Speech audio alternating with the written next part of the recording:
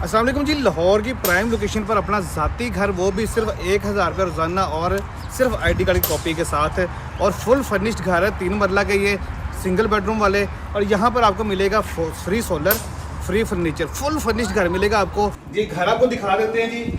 Under construction ये घर है और ये आपका टीवी लॉन्च है, ठीक है जी।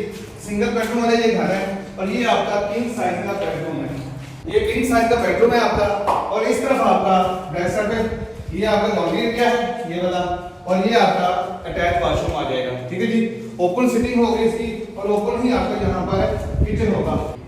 बहुत ही खूबसूरत घर बने हुए हैं यहाँ पर। और ये घर आप हासिल कर सकते हैं सिर्फ और सिर्फ 1000 रुपया रोजाना पर, यानी कि 30,000 महाना किस्त पे करनी है आपने और आपने ज़ाती घर के मालिक बन जाना है। सहूलियात की अगर बात करें तो लाहौर यूनिवर्सिटी, स्पिरिट यूनिवर्सिटी यहाँ पर बिल्कुल नज़दीक तरीन है। इसके रिंग रोड से 2 मिनट की मुसाफत पर ये प्रोजेक्ट मौजूद है और बहुत ही लग्जरी सोसाइटी है। और इसके अलावा आपको, जैसे मैं स्टार्ट में बताया, कि आपको यहाँ पर फ्री सोलर मिलेगा, पूरे घर का फर्नीचर यहाँ पर आपको बिल्कुल फ्री मिलेगा।